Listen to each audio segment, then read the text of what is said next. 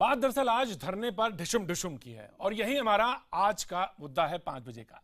BJP सांसद महेश गिरी दिल्ली के मुख्यमंत्री अरविंद केजरीवाल के घर के बाहर अनशन पर बैठे हैं।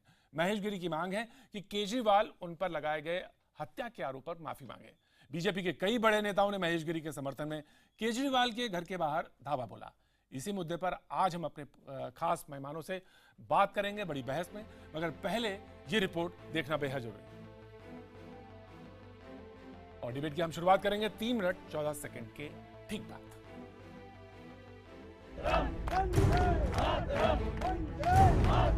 ये हैं पूर्वी दिल्ली से बीजेपी के सांसद महेश गिरी। दिल्ली के मुख्यमंत्री अरविंद केजरीवाल के घर के बाहर भूख हड़ताल पर बैठे हैं। हत्या के एक मामले में अरविंद केजरीवाल ने इनका नाम घसीट लिया है, लिहाजा इन्होंने आरोप साबित करने के लिए केजरीवाल को खुली बहस की चुनौती दी। काफी इंतजार के बाद भी जब तय वक्त रविवार शाम केजरीवाल कॉन्स्टिट्यूशन क्लब नहीं पहुंचे तो महेश गिरी ने सीएम के घर के बाहर धरना शुरू कर दिया। आखिर क्या है ये पूरा माजरा, ये भी आपको बताएंगे, मगर पहले सुनिए कि अरविंद केजरीवाल से इन्हें क्या शिकायत है। अब आरोप उन्होंने लगाए और रोके, मैं सबूत नहीं दूंगा, ऐसे तो कैसे चलेगा। आरोप लगाओ भाग जाओ, ये नहीं है। हर जगह पर जनता पूछेगी फिर उनको। सर 2 दिन हो गए आपके अनशन को, कितने और देर तक? देखिए, जब तक वो जनता में सच्चाई नहीं बताएंगे, मैं बैठा ही हूँ यहाँ। महेश गिरी और अरविंद केजरीवाल के बीच जंग अब पूरी तरह से राजनीतिक रंग ले चुकी है। महेश के समर्थन में उतरे बीजेपी नेताओं ने केजरीवाल पर चौतरफा हमला कर दिया। सांसद सुब्रमण्यम स्वामी ने तो भाषा की मर्यादा ही लांघ दी। केजरीवाल ने या उनके साथियों ने ऐसे बेहुदा आरोप लगाई है, वैसे आश्चर्य तो नहीं होता कि वो ऐसे ही लोग हैं। सीएम पद पे बैठा हुआ व्यक्ति इतना सफेद झूठ बोल सकता है और किसी का कैरेक्टर असैसिनेशन कर सकता है, ये तो हमारा संविधान अलाउ नहीं करता है। केजरीवाल और आम आदमी पार्टी का तो दिमाग जो है, मुझे लगता है कि कुछ खराब हो गया है। ये दिमागी संतुलन खराब कर बैठे हैं। अब आपको बताते हैं कि आखिर इस जंग की जड़ में है क्या। दरअसल पिछले दिनों केजरीवाल ने एनडीएमसी के वकील एमएम खान की हत्या को लेकर महेश गिरी पर उंगली उठाई थी। उपराज्यपाल को लिखी चिट्ठी में केजरीवाल ने कहा, सुना है मोदी जी आपसे बहुत खुश हैं। एमएम खान की हत्या में बीजेपी सांसद महेश गिरी और पूर्व विधायक कंवर सिंह तंवर का नाम प्रमुखता से आ रहा है, लेकिन आपने दोनों को बचा लिया। बता दें कि यहाँ केजरीवाल ने एलजी को भी निशाने पर लिया है, मगर आरोप महेश गिरी पर लगा है। लिहाजा उनका कहना है कि जब तक केजरीवाल उनसे बात नहीं करते और उनसे माफी नहीं मांगते, वो अन्न जल ग्रहण नहीं करेंगे। उधर केजरीवाल ने हर बार की तरह इस बार भी पीएम को निशाने पर लिया। बीजेपी का यही क्रिमिनल जस्टिस सिस्टम है कि जो हत्या करे उसको केजरीवाल के घर के सामने धरना करा दो, और फिर तो ये मैसेज है मोदी गवर्नमेंट का कि अब कोई भी देश में हत्या करे उसको केजरीवाल के घर के सामने धरना करा दो, और बीजेपी के बड़े बड़े नेता पहुंच जाएंगे उसको सपोर्ट करने के लिए। वहीं कांग्रेस ने बीजेपी सांसद महेश गिरी और एलजी की आड़ में अरविंद केजरीवाल पर हमला बोला है। देखिए, अरविंद केजरीवाल रोज एक नया मुद्दा इसलिए लेकर आता है कि दिल्ली की जो बेसिक प्रॉब्लम्स है, बेसिक समस्याएं हैं, उनसे मुंह मोड़ा जा सके। महेश गिरी रविवार शाम से लगातार केजरीवाल के घर के बाहर धरने पर हैं। बीजेपी के लिए अब ये एक बड़ा मुद्दा हो गया है, लिहाजा एक एक कर नेता महेश गिरी के समर्थन में वहां पहुंच रहे हैं और बारी बारी सब केजरीवाल सरकार को कोस रहे हैं। Bureau report IBN 7। पहले 5 बजे के मुद्दे का सवाल ले लेते हैं, उसके बाद हम आपको तारुफ कराएंगे हमारे मेहमान जो इस पूरी डिबेट में जुड़ रहे हैं। पहला सवाल जो हम पूछ रहे हैं वो ये कि क्या केजरीवाल के घर के बाहर धरना देना बीजेपी की बड़ी रणनीति का हिस्सा है? ये सवाल जो पहला है। दूसरा सवाल ये कि बात बात पर धरना देने वाले केजरीवाल को महेश गिरी का धरना नौटंकी क्यों लग रहा है? तीसरा सवाल, क्या महेश गिरी पर आरोप लगाकर अरविंद केजरीवाल फंस गए हैं? चौथा सवाल, क्या अरविंद केजरीवाल का बात बात पर प्रधानमंत्री पर निशाना साधना सही है? पांचवा सवाल, क्या आम आदमी पार्टी की सरकार को घेरने के लिए बीजेपी के पास और मुद्दे नहीं है? ये 5 सवाल जो हम पूछ रहे हैं। साथ साथ अब चर्चा की शुरुआत करेंगे। हमारे साथ जो लोग जुड़ रहे हैं उनका हम तारुफ आपसे करा देते हैं। बीजेपी नेता विनोद कुमार बिन्नी हमारे साथ मौजूद हैं। आम आदमी पार्टी के प्रवक्ता सोमनाथ भारती हमारे साथ जुड़ रहे हैं। कांग्रेस प्रवक्ता रागिनी नायक हमारे साथ मौजूद हैं। सीपीआई नेता प्रोफेसर दिनेश वार्ष्णेय हमारे साथ मौजूद हैं और वरिष्ठ पत्रकार राम कृपाल जी हमारे साथ मौजूद है। इसके अलावा हमारे सहयोगी जावेद अख्तर हमारे साथ जुड़े हैं। जावेद के पास हम सीधे जाना चाहेंगे। जावेद, अगर संभव हो तो महेश गिरी जी से पूछिए या बात कराइए और ये पूछिए कि बात तो दरअसल वो करना चाहते हैं, लेकिन वो ये कह रहे हैं कि हत्या जैसे मुद्दे पे जब बड़ा सवाल है तो इसके लिए बहस नहीं हो सकती, उसका जगह जो है कोर्ट है या पुलिस है या कोर्ट है या कचहरी है। जी जावेद। बिल्कुल प्रतीक यही बात और आम आदमी पार्टी भी यही बात कह रही थी कि जो पूरा मामला है ये पुलिस का देखने लायक है, कोर्ट इसमें देखे, लेकिन इस तरीके से डिबेट वहां नहीं हो सकती। मनीष सिसोदिया ने भी ये कहा कि वो सीएम उनसे बात नहीं करेंगे हत्या के इस मामले पर। और इस वक्त हमारे साथ महेश गिरी जी भी मौजूद हैं। सर फिलहाल जो ताज़ा अपडेट है, सर आपकी राजनाथ जी से भी बात हुई है, क्या आपकी बातचीत उनसे हुई है? स्वास्थ्य के लिए बातचीत हुई है, स्वास्थ्य के लिए। सर उन्होंने आपसे अनशन तोड़ने की अपील की है? स्वास्थ्य के लिए देखिए, मेरे को जब तक आप मुझे बताइए आरोप मेरे ऊपर लगे, केजरीवाल सामने नहीं आते हैं, पुलिस को मैंने पत्र लिखा है, जो भी इन्वेस्टिगेशन है करना है, क्लीन चिट कैसे मिलेगी? आप मुझे क्लीन चिट दे दो। जावेद ऐसे कैसे अनशन तोड़ दूंगा मैं? जावेद जी, जावेद हम ये जानना चाहते हैं कि यही तरीका बचा है, इनको लगता है यही एक तरीका है जो सोल्यूशन ला सकता है? महेश गिरी जी का स्वास्थ्य ठीक नहीं है, बस मैं ये सवाल पूछना चाहता हूँ, फिर मैं औरों की तरफ रुख करूंगा। जी मैं महेश गिरी से सर ये पूछना चाहता हूँ, सर क्या यही एक तरीका बचा है जो आपके ऊपर एलिगेशन लगाए? क्या और कोई तरीका नहीं है जिससे ये जो आरोप है उनको उनका निराकरण किया जा सके, उनसे बचा जा सके? देखिए, एक सीधी सी बात है, मुझे इस देश की जनता को कैसे पता चलेगा कि महेश गिरी निर्दोष है इस मामले में? कहीं से तो ये पता चले। मुख्यमंत्री ने आरोप लगाए, मुझे उन्होंने कहा, मैंने कहा मैं ऐसे क्लीन चिट मिले बगैर नहीं तोड़ूंगा। लेकिन जो काम सर आज आपने किया है, आपने दिल्ली पुलिस कमिश्नर को चिट्ठी लिखी है और उन्होंने आपने कहा है कि अगर मेरा कोई इन्वॉल्वमेंट सामने आता है तो आप मेरी गिरफ्तारी कीजिए, मुझसे पूछताछ कीजिए, तो ये एक बेहतर तरीका क्या नहीं होता, बजाय इसके कि आप यहाँ दिल्ली के मुख्यमंत्री केजरीवाल के घर के बाहर बैठे हुए हैं? चिट्ठी लिखी है, अब वो उसका जवाब आएगा तहकीकात करने के बाद। अभी तक कहाँ कुछ हुआ है, अभी जब होगा तब देखूंगा। क्या आपको नहीं लगता कि चिट्ठी आपको पहले ही लिख देनी चाहिए थी और ये कदम आप बाद में उठाते? मैंने फोन पर बात कर ली थी, उन्होंने कहा था कि ऐसा कुछ भी नहीं है, हम कभी भी ऐसे कुछ नहीं होता है तो कैसे तहकीकात करेंगे, मैंने तो बात कर ली थी। लेकिन सर आम आदमी पार्टी भी यही कह रही है, केजरीवाल भी यही कह रहे हैं कि ये कोई तरीका नहीं है और ऐसे मामलों में डिबेट मंच पर, खुले मंच पर नहीं की जा सकती। देखिए, डिबेट की बात नहीं है, डिबेट तो मैंने वहां बुलाई थी, मैं तो डिबेट भी इसलिए बुलाई कि जनता में आके बात करो। अभी भी मैं कह रहा हूँ कि जनता में आके बता दो जो भी बताना है, तुम सबूत तो पेश करो। हाँ, आप ये कह दो कि भाई पुलिस है या और भी कोई बड़ी इन्वेस्टिगेशन, जैसे गृह मंत्रालय के नीचे तो सब कुछ आता है, सीबीआई भी आती है, इंटेलिजेंस भी आती है, आईबी, हर चीज आती है, गृह मंत्रालय इंक्वायरी करा ले। लेकिन केजरीवाल दिल्ली पुलिस या कोर्ट तो नहीं है ना सर, जो अगर वो उन्होंने आप पर आरोप लगाए हैं और वो आपको क्लीन चिट दे दे तो इसका मतलब ये तो नहीं हो जाएगा ना कि वो क्लीन चिट आपको मिल जाएगी? देखिए, मैं केजरीवाल की क्लीन चिट नहीं मांग रहा हूँ, यहाँ पर गलत बात हो रही है। मुझे ना तो मैंने जैसे कहा कि पुलिस और उनको पत्र लिखा है, ना उसकी तरफ से अभी तक कोई जवाब आया। इन्होंने जो आरोप लगाए हैं, कम से कम इनसे बड़ी अथॉरिटी जो होती है, मुख्यमंत्री से बड़ी अथॉरिटी कौन होती है? एलजी होता है, गृह मंत्री होती है, उनसे बड़ी अथॉरिटी तो कम से कम ये कह दे। समझ लीजिए, अगर कोई किसी स्कूल का मैनेजर अगर कुछ बोलता है, अनर्गल बात करता है, तो उसका चेयरमैन है, वो तो वो बात करेगा कि नहीं ये मैनेजर गलत है और ये क्लीन है, ये बात तो हो। जब वो बात होगी तब तो उसके लिए कुछ सोचा जाएगा।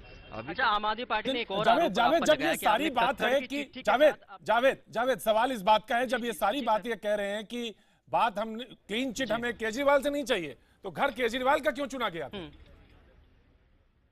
हाँ, वही हम जानना चाह रहे हैं सर कि क्लीन चिट जब केजरीवाल से नहीं चाहिए तो यहाँ क्यों? मैंने सीधी सी बात की, केजरीवाल ने अनर्गल बेतु के आरोप लगाए, मैंने उन्हें चुनौती दी कि आपने पब्लिक में, मीडिया में जाकर के आपने बताया है, मेरे ऊपर आरोप तो पब्लिक में और मीडिया में जाके ही लगाए, तो मैंने वहां पर एक जगह तय की कि आप वहां पर आइए, वो वहां पर नहीं आए, इसलिए उनके घर पे आए। मैं इंतजार कर रहा हूँ, मुझे घर में जाने देंगे तो मैं वहीं पर बात करूंगा कि भाई सबूत दो, मुझे नहीं जाने दिया जा रहा, इसलिए मैं यहाँ पर बैठा हूँ। अच्छा सर, आम आदमी पार्टी ने आरोप लगाया है कि आपने चिट्ठी लिखी कक्कड़ के लेटर के साथ और वो एलजी की एक रिसीविंग भी दिखा रहे हैं, हालांकि उसके साथ अटैचमेंट फाइल जो है वो नहीं मिली है। क्यों नहीं है?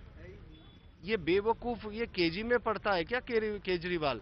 क्या उसे इतना भी नहीं पता कि कोई भी अटैचमेंट आप करते हो तो आप एक फॉरवर्डिंग लेटर लगाते हो?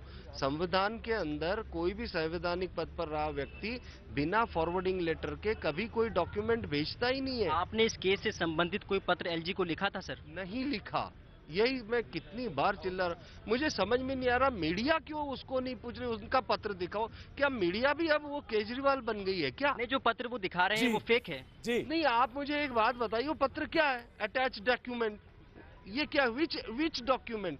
क्या मीडिया पूछ नहीं सकती? मीडिया क्या केजरीवाल के घर से निकली है? समझ नहीं आ रहा है अब मुझे तो, क्यों नहीं पूछ रही है मीडिया? नहीं, मीडिया पूछ ही नहीं रही कि पत्र दिखा। तो प्रतीक आप सुन सकते हैं, इनका साफ तौर पर कहना है कि एनडीएमसी से जुड़ा हुआ कोई भी लेटर इन्होंने एलजी को नहीं लिखा, और जो वो पत्र दिखा रहे हैं उसमें जो उनके साथ अटैच्ड फाइल है वो नहीं बता रहे हैं। निश्चित कोई तौर भी से फाइल हो पूछेंगे सकती है। जी सवाल पूछेंगे। आम आदमी पार्टी के हमारे साथ प्रवक्ता जुड़ेंगे तो हम उनसे सवाल पूछेंगे। सवाल इस बात का है कि विनोद कुमार बिनी हमारे साथ मौजूद है। बिनी जी, सवाल यह है कि वो ये कह रहे हैं नौटंकी कर रहे हैं। उन्होंने सीधे केजरीवाल साहब कह रहे हैं कि आप वो नौटंकी कर रहे हैं घर के बाहर बैठ के, तमाम धरना प्रदर्शन, इससे कुछ नहीं, ये सिवाय राजनीतिक माइलेज लेने के अलावा, मुद्दों से भटकाने के अलावा कुछ नहीं, और हम काम करना चाहते हैं, आप काम करने नहीं दे रहे हैं। विनोद कुमार बिनी जी, विषय ये है, अगर आप धरना देते थे तो धरना था, आज अगर कोई अपने मुद्दे को लेकर धरना दे रहा तो आप नौटंकी बताते हैं। इसका मतलब आपने भी नौटंकी की इस देश के सामने। यह वास्तविकता बताइए कि इसका मतलब आपने भी जब धरना दिया, आपने भी सबके लोगों के साथ देश के सामने नौटंकी पैदा की। ये बड़ा विषय है, क्योंकि आप करते हैं धरना, क्योंकि धरना आपने नहीं दिया, धरना बहुत लंबे टाइम से चलता रहा है। दिल्ली में जंतर मंतर एक जगह, एक निश्चित है जहां धरना करने की जगह है, तो आप जो करेंगे तो ठीक है, दूसरा आदमी कोई करेगा तो वो नौटंकी है। इसका मतलब आपने जब धरना किया वो देश की जनता के साथ और दिल्ली की जनता के साथ आपने धोखा किया और वो नौटंकी की, जिसकी वजह से आज आप नौटंकी कर करके पूरी दिल्ली और पूरा देश आपको नौटंकीबाज कह रहा है। तो यानी आप जवाब देने के लिए उन्हीं की भाषा का इस्तेमाल कर रहे हैं। इसको बहुत गंभीरता से नहीं लेना चाहिए, मतलब ये हुआ नहीं, गंभीरता से लेना, इसलिए उनकी बात को गंभीरता से की जरूरत नहीं, क्योंकि वो नौटंकी कर रहे थे, उनको तो सब नौटंकी दिखाई दे रही है। जब तक वो करते थे धरना था, और लोग कर रहे हैं तो नौटंकी है। लेकिन ये सही तरीका है, धरना देने के लिए वहां महेश गिरी जी नहीं गए थे, वो अपनी बात पहले कहना चाहते थे, क्योंकि आपने एक झूठा आरोप उनके सामने लगा दिया।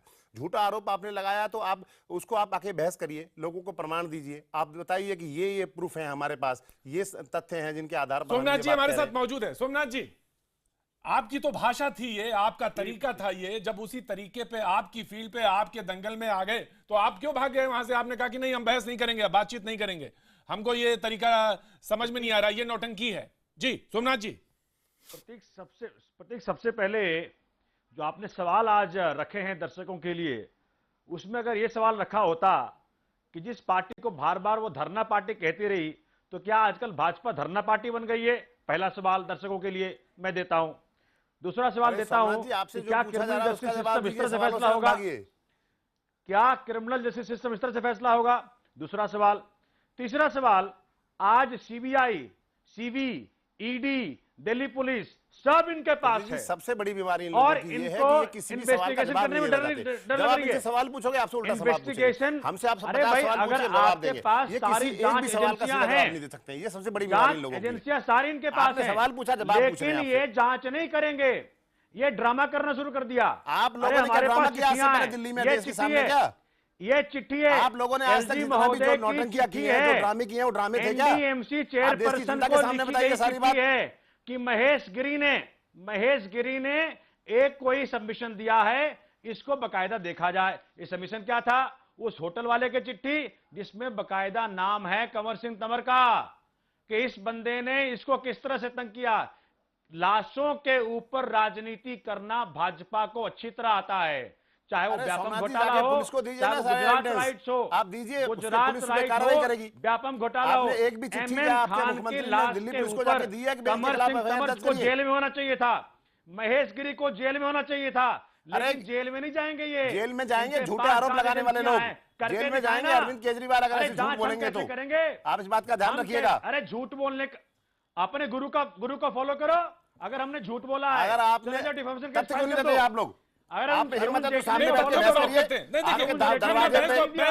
को नहीं मोड़ते, तथ्यों पे बात करते हैं, सीधी तथ्यों पे बात करते हैं। बाहर निकलिए घर से और बहस कीजिए दिल्ली की जनता के सामने। तथ्यों पे बात करते हैं, सवाल करिए, क्यों नहीं करते? तथ्यों पे बात करते हैं। बिल में बड़े घुसे बैठे, वो आपके घर के बाहर बैठ के दहाड़ रहा है, आइए मुझसे बहस करिए, क्यों नहीं करते बहस? करने में आप तो बहस में बहुत विश्वास रखते थे, इसीलिए आपने तो हमेशा सबको चैलेंज किया बहस करने के लिए। सोमनाथ जी बहस करिए। भाजपा के साथियों ने जब आम आदमियों की बारी आई कत्ल कर दिया। मैं चैलेंज करता हूँ आपको। सोमनाथ जी आप लोगों का ये सिर्फ अफवाह फैलाना, लोगों को गुमराह करना, लोगों को अपने पक्ष में बढ़ाना। अगर आप में ताकत हो तो आइए ग्राउंड में, आपके घर के बाहर सांसद महेश गिरी जी बैठे हैं, आइए और बहस कीजिए। दिल्ली जैसे सरकार दिल्ली की जनता पूछना चाहती है आप लोगों से। देखिए आपकी हिम्मत नहीं है। ईमानदार लोगों की रागनी ये ईमानदार नहीं होगा। मैं ईमानदार हूँ, मैं ईमानदार कहने से ईमानदार नहीं होगा। देश की जनता, दिल्ली की जनता ईमानदार बोलेगी। ना बहस को मत भटकाइए, बहस को मत भटकाइए। मैं दर्शकों से सोमनाथ जी पूछ तो लीजिए। सोमनाथ जी कहने वाली पार्टी आज सोमनाथ जी क्या अच्छा है ये? सोमनाथ पूछे तो सही कि क्रिमिनल जस्टिस सोमनाथ जी आरोप लगाया आज आपको पहली बार जिसने कहा प्रूफ दीजिए, किस आधार पे आरोप लगाया? नहीं बिन्नी जी, सोमनाथ जी दोनों में मैं जानना चाहता हूं। मैं रागनी जी हमारे साथ मौजूद है। रागनी, ये मुद्दों से भटकाने की बात है या ये सिर्फ कहीं ना कहीं जो दिल्ली में तमाम तरह की समस्याएं जूझ रहे हैं इसमें वहां से दिमाग हटा और कहीं ना कहीं और डाइवर्ट कर दिया? सवाल इस बात का है जो धरना दे रहा है या जो बहस के लिए कह रहा है उसके बारे में कांग्रेस का पक्ष।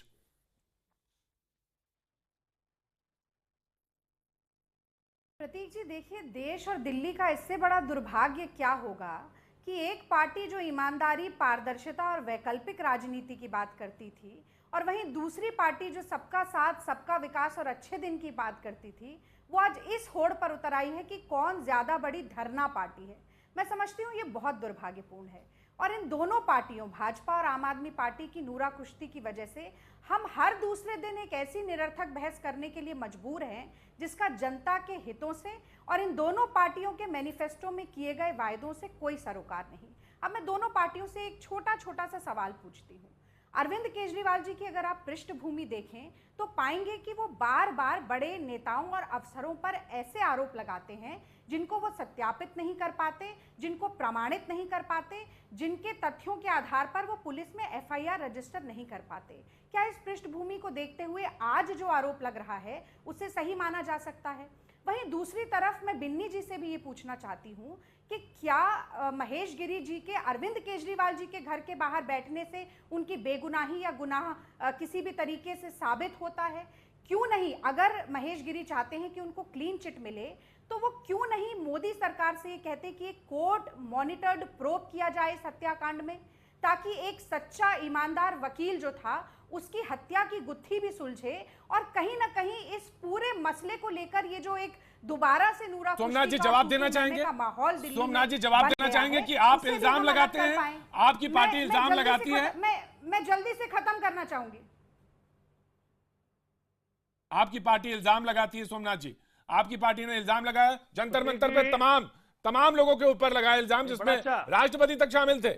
बड़ा अच्छा नहीं प्रतीक जी, मैं बड़ा अच्छा देख रहा हूं, शुभ हो रहा है। इस देश में क्या हो रहा है सब जनता देख रही है। मेरे पास चिट्ठी है शंकर बाबू का। शंकर बाबू साहब ने बकायदा लिखा है, चिट्ठी को दिखाने का प्रयास करें। ये वहां दिल्ली कैंटोनमेंट बोर्ड के सीईओ हैं, इन्होंने लिखा है कि I want to draw your attention to the irresponsible and reckless conduct of Shri Karan Singh Tanwar, central government's nominee to the prestigious post of vice chairman NDMC. Somnath ji इसकी चिट्ठी की डेट बताइए। सोमनाथ जी इस चिट्ठी की डेट बताइए, डेटेड कौन सी तारीख का है? क्या ये डेटेड किस तारीख की है? मैं कह रहा हूं इस पे कोई जांच हुई क्या? तारीख क्या है? इस पे जांच हुई क्या? सोमनाथ जी इसकी तारीख बताइए। बता रहा हूं गिरी जी, महेश गिरी जी मौजूद है हमारे साथ, महेश गिरी जी हमारे साथ मौजूद है। ये जो सोमनाथ जी महेश गिरी जी हमारे साथ मौजूद हैं। मैं तारीख जानना चाहता हूं। सुन तो लीजिए भाई प्रतीक जी, 12 मई को जो चिट्ठी लिखी है, ये 12 मई को चिट्ठी लिखी और 16 मई को कत्ल हो गया उस इंसान का। 12 मई को जो चिट्ठी लिखी, एलजी महोदय ने चिट्ठी भेजी है, फॉरवर्ड की है। क्या हो रहा है? और तो और महेश गिरी साहब ने बकायदा साथ गए थे वहां एलजी महोदय के पास लेकर के, इस कातिल को साथ लेके गए थे वहां कि भैया इसकी पैरवी कर लो, उसको हटा दो। वो इंसान जिसने 3 करोड़ रुपए को ठुकरा दिया 3 करोड़ रुपया का ऑफर। बिल्कुल सोमनाथ जी आपने बात कही है। सोमनाथ जी आपने तथ्यों के साथ बात कही है। मैं यही तथ्य महेश गिरी जी के सामने रखना चाहूंगा। धरने पर डिस्ट्रिक्ट और आज बात हो रही है धरने प्रदर्शन पे और सवाल ये इस बात का कि महेश गिरी जो धरने पे सीएम के घर के बाहर बैठे हुए हैं। हम दो विजुअल दिखाना चाहते हैं और ये फैसला दर्शकों पे छोड़ते हैं कि आखिर ये राजनीति है या ये जो नौटंकी जिसका सवाल, जिसका शब्द का इस्तेमाल हो रहा है, फैसला दर्शकों को करना है। केजरीवाल का वो धरना जो याद दिलाना चाहेंगे 2014 का, जब वो सड़क पर सोए थे रेलवे भवन के बाहर, और ये है महेश गिरी का धरना। दर्शकों के ऊपर हम छोड़ेंगे। हालांकि बिन्नी साहब हमारे साथ मौजूद हैं, उस समय आप पार्टी में ही मौजूद थे। हमारे साथ आज वो बीजेपी के यहाँ पर प्रवक्ता के तौर पर हमारे साथ बहस में मौजूद हैं। लेकिन हम सीधे इस विजुअल के साथ सबसे पहले हम जाना चाहेंगे जावेद के बाद, जो इस वक्त मौजूद हैं महेश गिरी जी के धरने के साथ मौजूद हैं। जावेद, मैं जानना चाहते हैं कि उन्होंने कहा कि 12 मई को पत्र लिखा गया, एक कवरिंग नोट, कवरिंग लेटर के तौर पे आया। तो जावेद, ये सवाल पूछा जाए महेश गिरी जी से कि आखिर उन्होंने जो पत्र और जो कवरिंग नोट लिखा था, तो उसमें बराबर जिक्र हो रहा है, जिसका कि अभी सोमनाथ जी जिक्र कर रहे थे। तो महेश गिरी जी से ये सवाल पूछा जाए कि उनका कवरिंग नोट या उसका, जिसका कि एलजी ने भी एक लेटर लिखा है एनडीएमसी को, जिसमें उनका जिक्र किया कि वो मिलने आए थे और उनका एक पत्र मिला, ऐसा भी जिक्र उन्होंने किया। जावेद, देखिए फिलहाल हम महेश गिरी जी से बात नहीं कर पाएंगे क्योंकि यहाँ बीजेपी के वरिष्ठ नेता कैलाश विजयवर्गीय पहुंचे हैं और वो साथ में ही बैठे हुए हैं। और लेकिन जैसे हमने पहले भी उनसे बात की थी, वो लगातार कह रहे हैं कि उन्होंने किसी तरीके का कोई लेटर नहीं लिखा। जावेद, उनको कैमरे के सामने डिनाई करने दीजिए। आप कैमरे के सामने, वो कहेंगे मैं नहीं बात करना चाहता हूँ, तो बात तो सामने आएगी ना। आप उनके पास लेके जाइए माइक और उनसे पूछिए ये सवाल।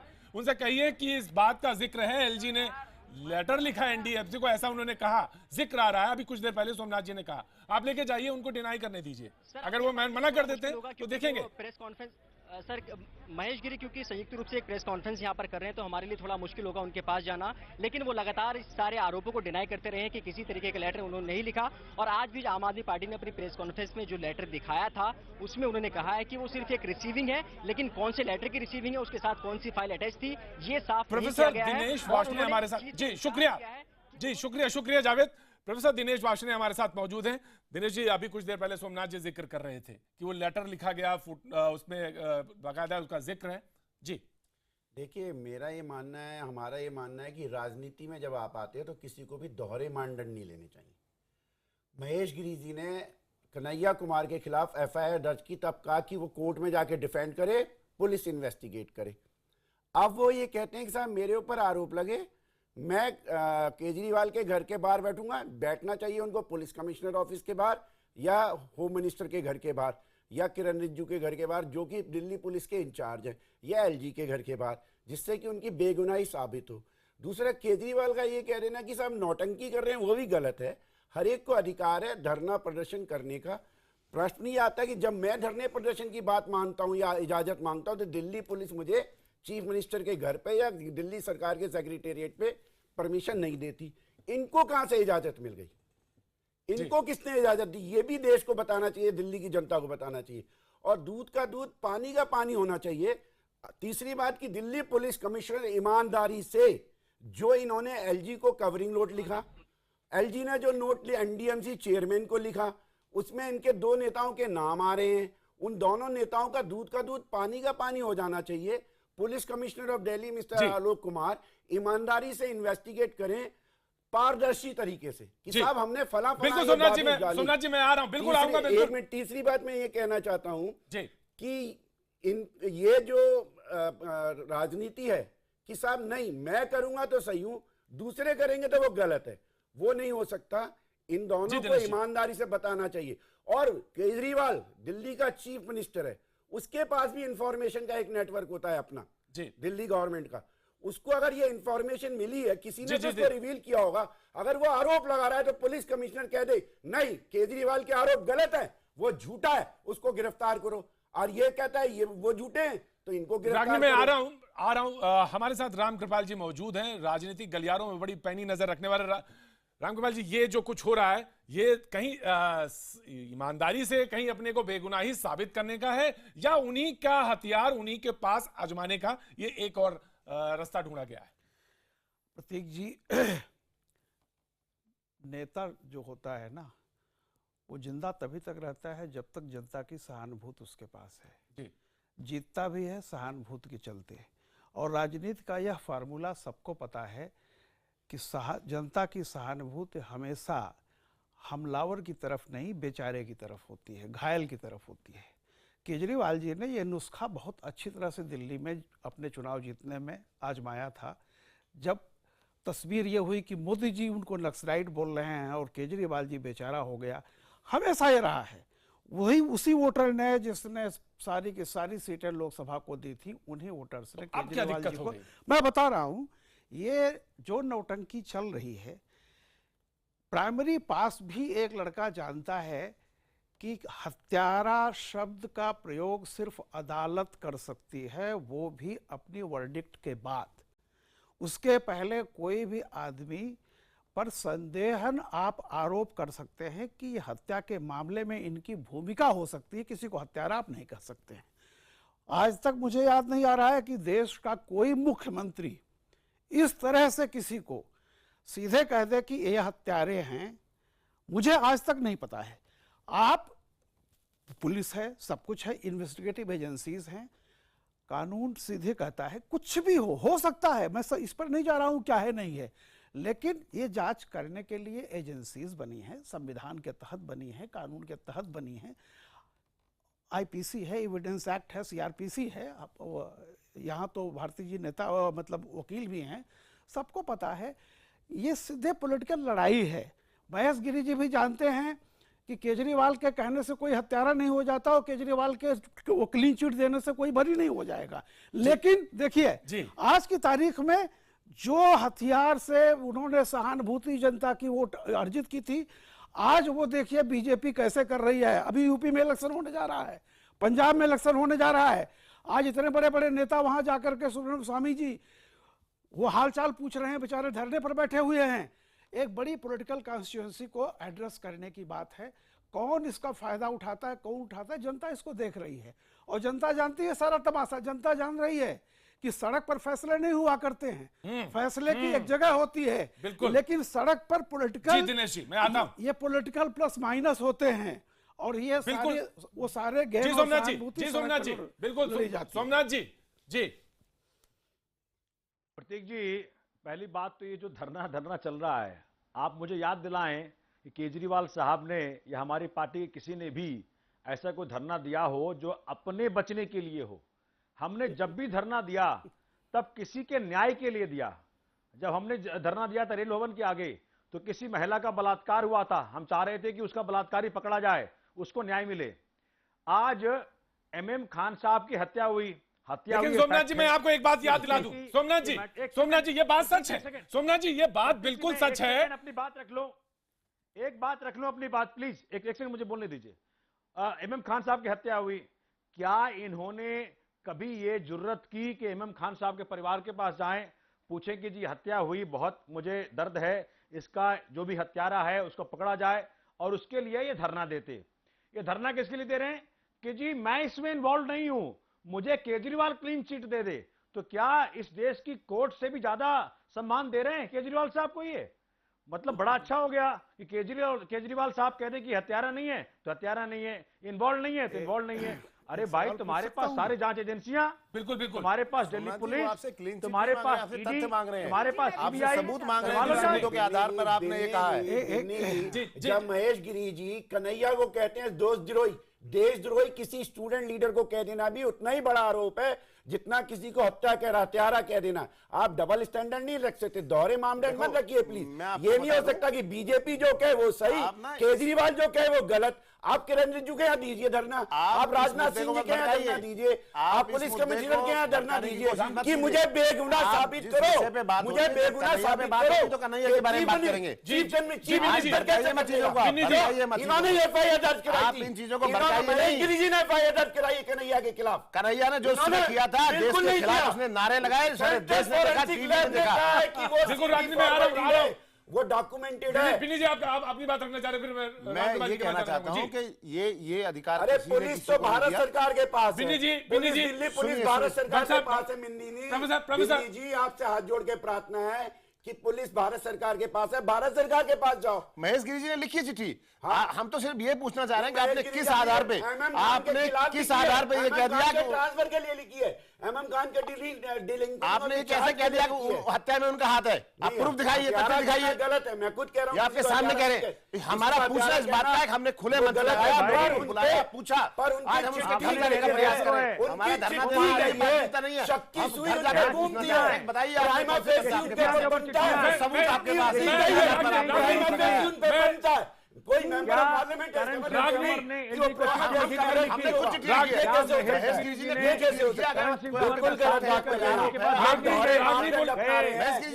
ईमानदारी से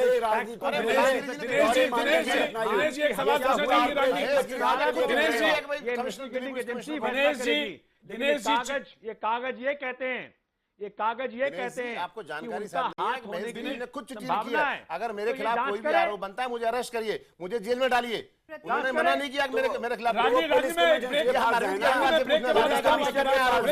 पुलिस कमिश्नर के पास बहस को सीधे आगे बढ़ाते हुए, और हमारे साथ वरिष्ठ पत्रकार रामकृपाल जी मौजूद हैं, सीधा सवाल पूछना चाहते हैं सोमनाथ जी से। जी, उसके बाद में बिल्कुल रागिनी आपका ही चांस है, मैं आपसे पूछूंगा। जी बस रामकृपाल जी। नहीं, मैं सोमनाथ जी की बात सुन रहा था। मैं केवल एक विनम्रता से पूछ रहा हूँ कि एक मुख्यमंत्री एक इंस्पेक्टर के ट्रांसफर के लिए धरने पर बैठ जाए और कहे कि 26 गणतंत्र दिवस की परेड हो या नहीं हो, ये अगर वाजिब था तो महेश गिरी का धरने पर बैठना किस मामले में वाजिब नहीं है?